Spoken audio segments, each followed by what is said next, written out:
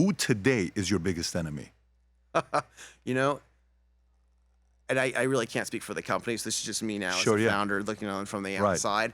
I would think the biggest threat to Palantir are like the extreme populists on both political sides who don't want our country using better technology to succeed, basically. And you know, there's 1,200 laws right now in 50 states trying to ban different types of AI for things that I think are just ridiculous. And I think so by the way, some of it's good. You gotta protect children. You gotta like protect content creators. There's legitimate things to push back on, but a lot of this stuff is nonsense. And if the nonsense passes, it's not just an enemy to Palantir, it's an enemy to like thousands of our best innovative companies right now. So I think that's actually the biggest threat at this point because Palantir is so dominant in adding value to so many thousands of companies. Can we like specify who would be far? Are you saying things like a non-interventionalist politician? Is that? Oh no.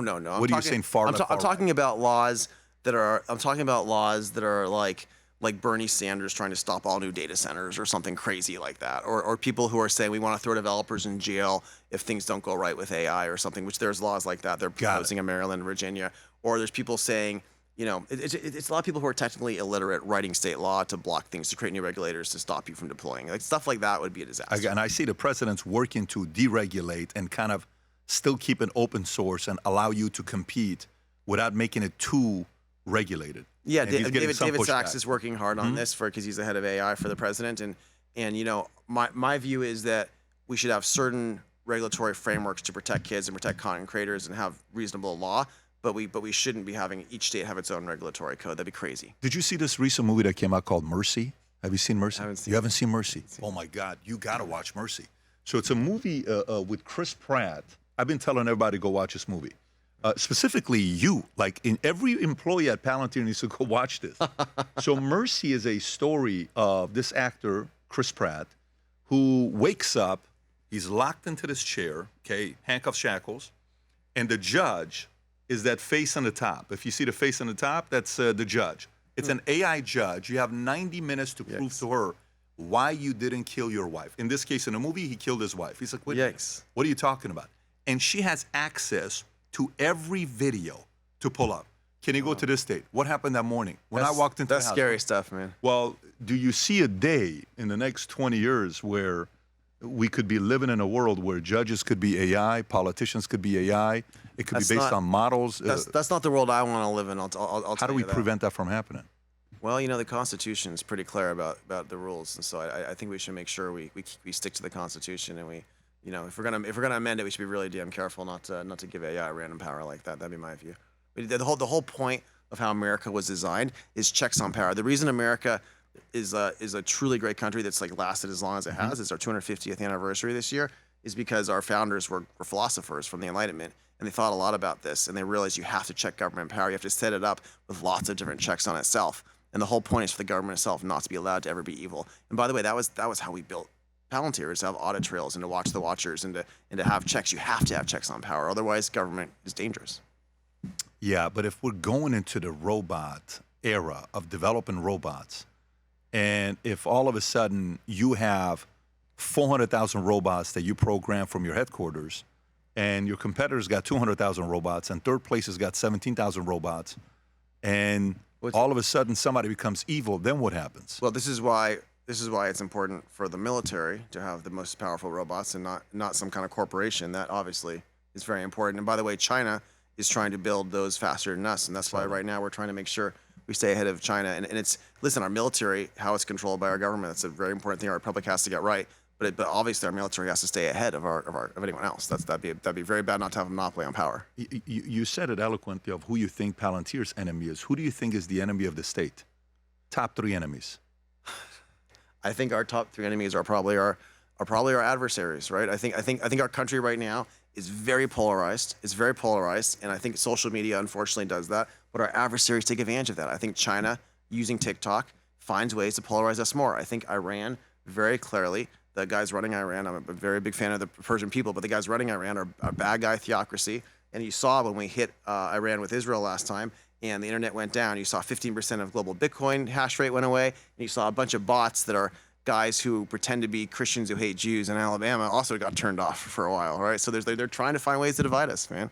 They're trying to find ways to pull us apart. What a powerful thing right there.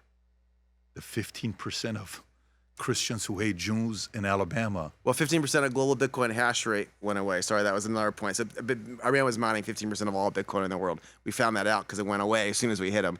But then there's literally hundreds of thousands of bots that were like just angry What were Americans. these bots doing? They're angry Americans. They're pretending to be Christian guys who hate Jews. They're pretending to be, crazy people in America who are different extremes who are arguing. So there's a lot of stuff that's planted to make us fight.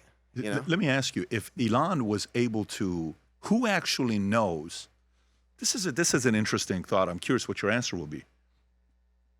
Does an Elon, if he wanted to really run a report with the data that he has, is he able to see who is behind the fake bots that are causing retweets to happen for a certain message that's going to undermine a certain way of thinking and pin people against each other? Somebody should know. Yeah, Elon did something very courageous with his team a couple of months ago, and I don't know where it is now, but they put all the country of origin up on all of these things, and you saw all these like very divisive stuff. Like you had this like AIPAC is evil report AIPAC thing, and it was like a European account tied to an Iranian account tied to a Pakistan account. You're like, wait a second, you guys have been saying you're from the South. Like, what are you? You're obviously a foreign lobby who's doing this now, right? And you got a lot of versions of this where all of a sudden, all of these accounts that were stirring up trouble on both sides were actually foreigners.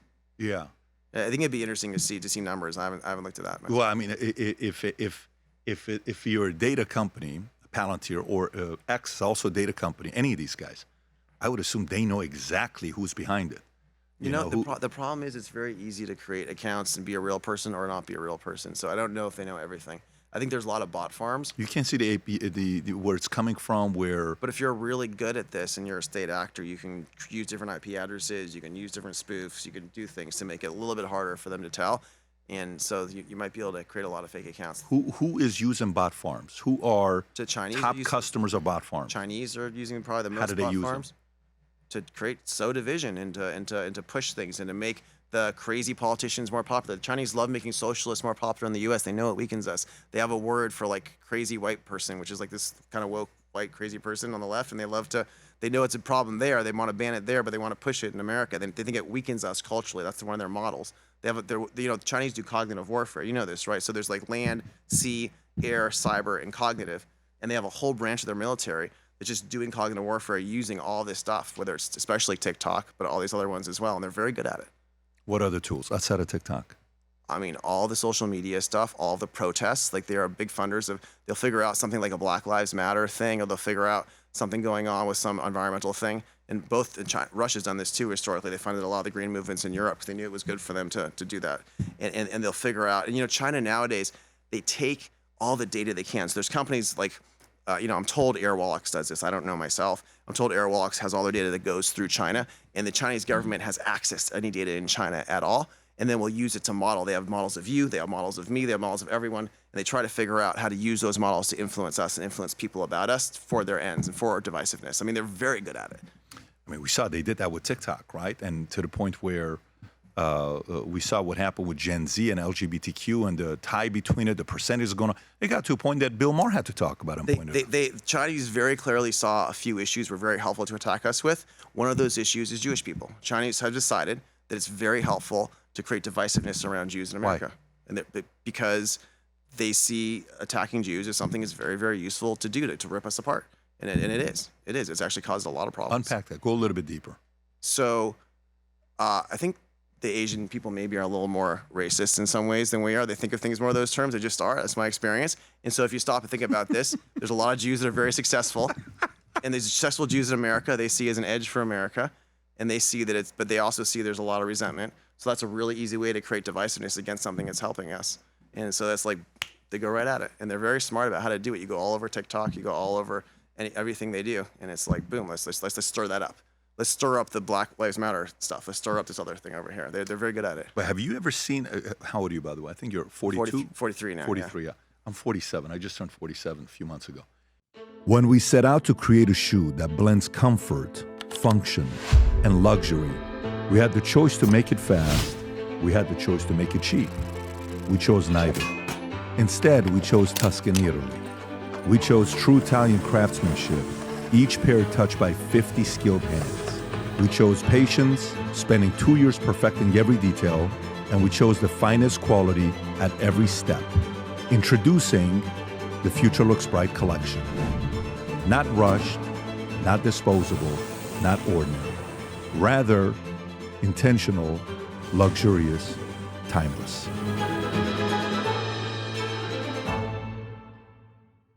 If you enjoyed this video, you want to watch more videos like this, click here. And if you want to watch the entire podcast, click here.